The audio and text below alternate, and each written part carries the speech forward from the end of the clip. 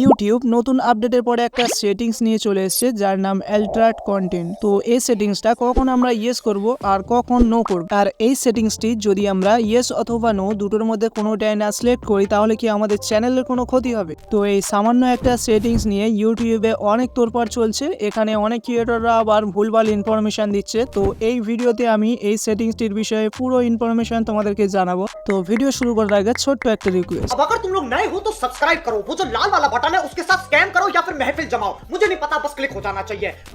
যদি ইউটিউবে এখন শর্টস অথবা লং ভিডিও আপলোড করতে যাই তাহলে নিচে একটা সেটিংস দেখতে পাওয়া যাচ্ছে অ্যাল্টার্ড কন্টেন্ট নামে। যদি এখানে ক্লিক করি তাহলে এখানে ইয়েস অথবা নো সিলেক্ট করতে বলছে। তো এটা আসলে কখন ইয়েস সিলেক্ট করতে হবে সেটা আগে জেনে নিই। যদি আমরা আমাদের ভিডিওর মধ্যে কোনো ধরনের এআই ফিচার্স ব্যবহার করে থাকি এক্ষেত্রে আমাদের এই সেটিংসটি ইয়েস সিলেক্ট করতে হবে।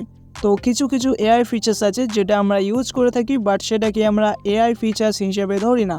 কিন্তু ইউটিউব এখানে এই বিষয়টা নিয়ে সরাসরি একটা লিস্ট করে দিয়েছে যে কোন কোন এআই ফিচার্স আমরা ব্যবহার করলে এই সেটিংটি ইয়েস করতে হবে। তো ইউটিউবের এই লিস্টটা দেখার জন্য আমাদের অ্যাল্টার্ড কন্টেন্ট সেটিংয়ের মধ্যে আসতে হবে। আর নিচে যে ব্লু কালার দুটো টেক্সট আছে তো দুটোর মধ্যে যে কোনো একটাতে ক্লিক করে দেবো। দেন একটু নিচে স্ক্রল করলে পুরো লিস্টটা আমরা দেখতে পাবো। তো এখানে অনেক বড় লিস্ট আছে তোমরা দেখতে পাচ্ছ।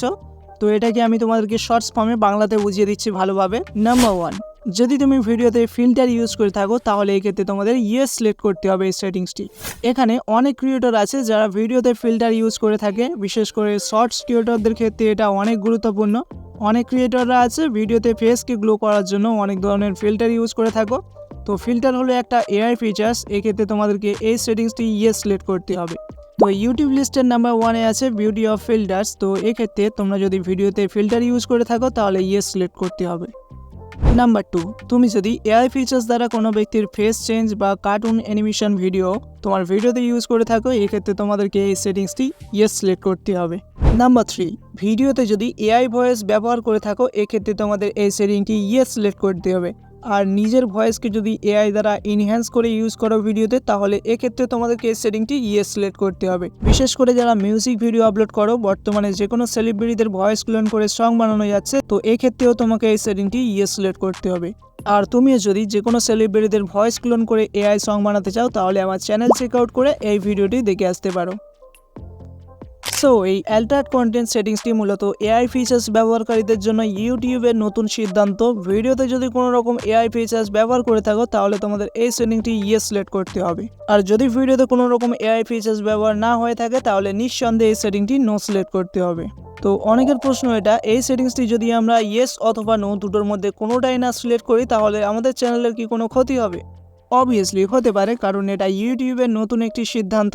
তোমার কন্টেন্টে যদি কোনো রকম এআই ফিচার্স ব্যবহার হয়ে থাকে আর তুমি যদি এই সেটিংসটি ইগনোর করে দাও তাহলে এটা ইউটিউব কমিউনিটি গাইডলাইন্সের খেলাপ হবে, যার কারণে ইউটিউব তোমাকে পার্টনার প্রোগ্রাম থেকে বের করে দিতে পারে। তো এটা ইউটিউব কমিউনিটি গাইডলাইন্সের সিদ্ধান্ত, তাই এটাকে ভঙ্গ করা যাবে না। তো একটা সামান্য সেটিংস নিয়ে ভাবার কিছু নেই। যদি তোমার কন্টেন্টে এআই রিলেটেড কিছু ইউজ হয়ে থাকে তাহলে ইয়েস সিলেক্ট করো আর না হলে নো সিলেক্ট করো। অলরাইট, যদি ইনফরমেশনটি ভালো লেগে থাকে তাহলে স্ক্রিনে দেওয়া প্লেলিস্টে ক্লিক করে বাকি ভিডিওগুলি চেক আউট করতে পারো। তোমাদের সাথে কথা হচ্ছে ওইখানে।